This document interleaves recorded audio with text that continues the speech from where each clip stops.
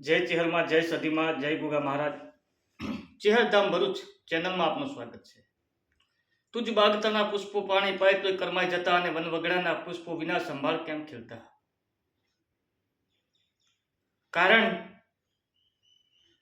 કે જે કુદરતના ખોળે હોય છે, જે દેવના ભરોસે હોય છે, તેમને ખીલાવવા માટે કોઈ પાણીની જરૂર પડતી નથી. કારણ કે એનો આધાર ભગવાન હોય છે, આધાર જગદંબા હોય છે.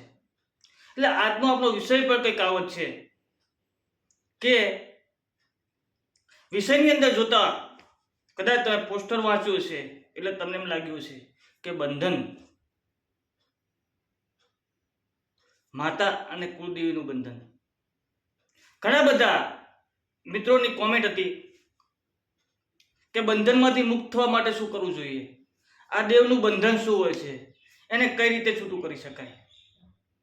તો સૌ પ્રથમ દેવગતિની અંદર આપણી સમક્ષ એક સત્યને હકીકત વિડીયો આપણી સમક્ષ લઈને આવ્યો છું કે જે અખિલ બ્રહ્માંડનો માલિક આજે બ્રહ્માંડને ચલાવી રહ્યો છે,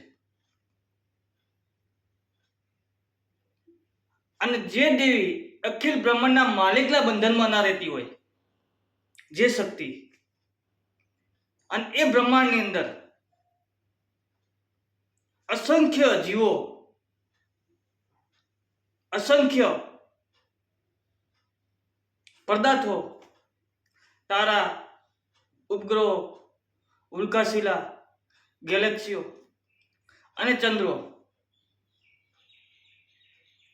જે બધું જ સમાવી લેતી હોય એવા બ્રહ્માંડ, અને એ બ્રહ્માંડનો માલિક અને એ બ્રહ્માંડનો અધિપતિ, જેના બંધનમાં ના રહેતું હોય કોઈ, એવી શક્તિ, એ જોગમાયા એક તુચ્છ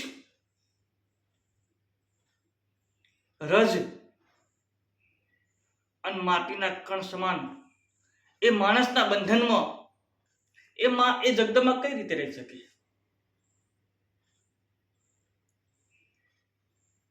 તો કે બંધન એટલે શું, અને દેવનું બંધન કઈ રીતનું હોય. વિષયને બહુ લાંબો નથી કરવો, શોર્ટમાં આપણે વાત કરીએ તો, ટૂંકમાં વાત પતાવીએ તો બંધન એટલે કે માતા બોલતી નથી, અને કોઈ બંધન છે, અમારી માતા બંધાઈ ગઈ છે, આપણે સાદી ભાષામાં વાત કરીએ તો એકદમ. તો સાહેબ, કોઈ દિવસ કોઈની માતા, કોઈનું દેવ બંધાય નહીં. એને બાંધવા વાળા આપણે કોણ?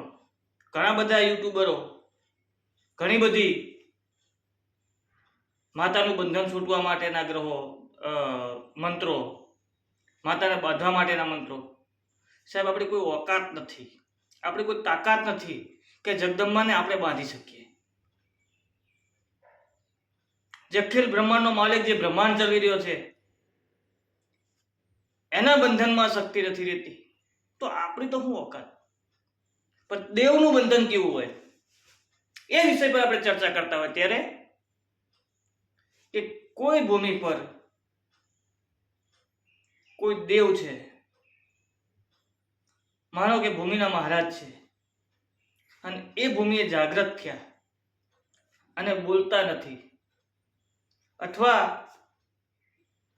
કોઈ વ્યક્તિને, કોઈ કુટુંબના વ્યક્તિને એ ધૂણવા આવતા હોય, અથવા એમનો પવન આવતો હોય, ત્યારે મહારાજ બોલતા નથી. તો એનું શું કારણ હોઈ શકે? કે માતા બોલતી નથી તો શું કારણ હોઈ શકે? તો પહેલું કારણ, એ ભૂમિએ હજી કોઈ દેવ, એ દેવ જોડે છે. જ્યારે આ દેવ બંને સાથે હોય ત્યારે દેવ દેવનું હપાળું લઈ કે જ્યાં સુધી મારો ન્યાય ના મળે, જ્યારે લગીને હું જાગૃત ના થઉં, ત્યાં સુધી એ દેવને એવું કહે છે કે તમારે બોલવાનું નથી. એટલે એ ટાઈમે એ દેવને જાગૃત કરવા માટે આ દેવ બોલતું નથી હોતું. અથવા કોઈ જવાબ નથી આપતું હોતું, ત્યારે આપણને એમ લાગે છે કે આ દેવ આપણું બંધાઈ ગયું છે. બીજી બાજુ જોઈએ તો એક સમય પાટણનો રાજા સિદ્ધરાજ એ ભેંસો લાવવા માટે એક ખોડિયાલને મોકલે છે સંધની અંદર, અને સધી પાસે એક ખોડિયાલ હપાળો લઈને જાય છે અને એ ભેંસો લઈ આવે છે. એટલે દેવ દેવનું હપાળું કરી દેવ દેવને ઊભું રાખે. કોઈ ન્યાય લેવા માટે કોઈ દેવ આવ્યું હોય, તમે ગુનેગાર છો, તમારી માતા બહુ બળવાન છે, પણ જે ન્યાય લેવા આવી હોય તે માતા બી બહુ બળવાન હોય છે. એટલે એ દેવને ઘડીક વાર તમારી માતાને એ સાઈડમાં ઊભી રાખે છે. બાકી બંધન કોઈ કરી શકતું નથી. બંધન શબ્દ જ ખોટો છે દેવ માટે. સાહેબ, દેવ બંધાય અને દેવ ઊભું રહે તો પ્રેમથી ઊભું રહે, ભાવથી ઊભું રહે, પ્રાર્થનાથી ઊભું રહે. બાકી કોઈ તાંત્રિક, કોઈ જાદુગર, કોઈ મંત્ર એવું કહેતા હોય કે માતા બંધાઈ જાય તો એ વાત ખોટી છે, ઇમ્પોસિબલ છે, અશક્ય છે. કારણ કે જે ચેહર ઓગરનાથની મઢીમાં તંતર મંતર ભણેલી હોય અને એ માતા આજના સામાન્ય માણસથી બંધાય ખરી? સાહેબ, કોઈ દિવસ ના બંધાય. કોઈ વ્યક્તિમાં એટલી તાકાત નથી કે માતાને બાંધી શકે, કે માતાને ઊભી રાખી શકે, પણ ઊભું રહે તો ખાલી પ્રેમથી ઊભું રહે.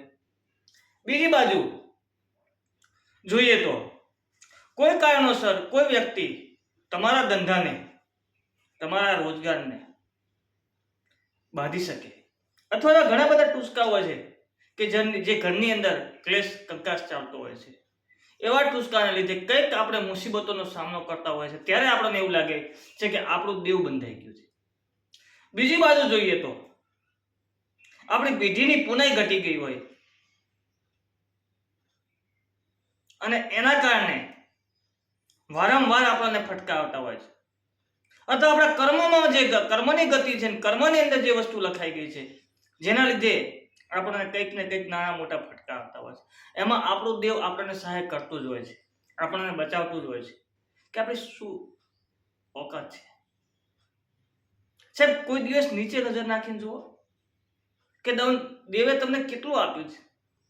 જેને સાહેબ એક ટાઈમ સવારનું જમવાનુંની વ્યવસ્થા હોય તો સાંજના જમવાની વ્યવસ્થા કેવી રીતે કરવી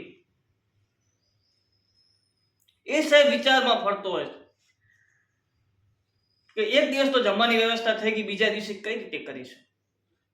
સાહેબ, એ જિંદગી મોજથી જીવતો હોય છે. અને આપણે તો સાહેબ એટલા લાલચુ માણસ છીએ કે જેની કોઈ હદ નથી. વારંવાર આપણે દેવને મેણા મારતા હોય છે.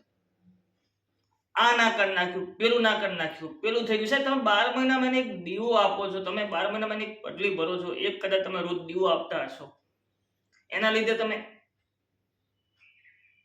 વારંવાર માતાને, દેવને તમે બદનામ કરો. અમારી માતા કામ નથી કરતી, અમારી માતા કામ નથી કરતી. સાહેબ, બીજાની થાળીમાં ઘી વધારે દેખાય છે. ક્યારેક તમારી માતા પાસે ભાવથી લઈને તો જાઓ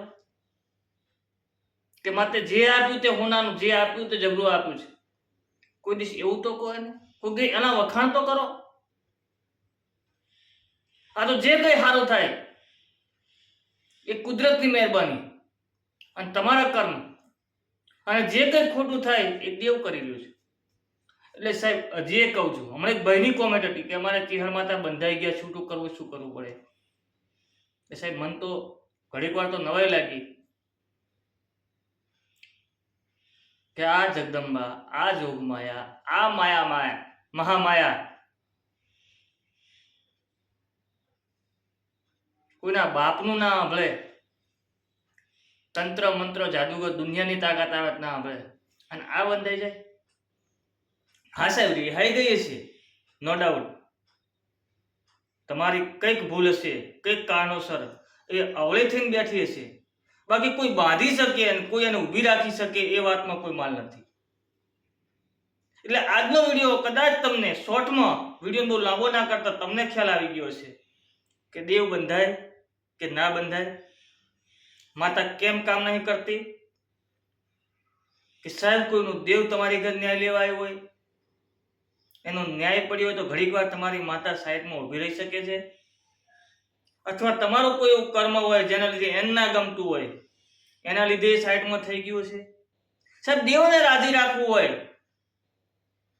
અને દેવને જાગૃત કરવું હોય તો કોઈ મંત્રો નથી, કોઈ તંત્રો નથી. સાહેબ તમારી રહેણી કહેણી, તમારું આ વિચાર આચરણ સાહેબ એના થઈ જાઓ સાહેબ, છોડી દેવાની તાકાત રાખો એટલે દેવ રાજી રાજી રાજી. તો જય ચેહરમાં, જય સદીમાં, જય ગુગા મહારાજ. આજનો વિડીયો અહીં જ પૂરો કરતા મારા દરેક વ્યુઅર્સને ફરીથી જય ચેહરમાં, જય ગુગા મહારાજ, જય માં સદી, જય હિંગળાજમાં.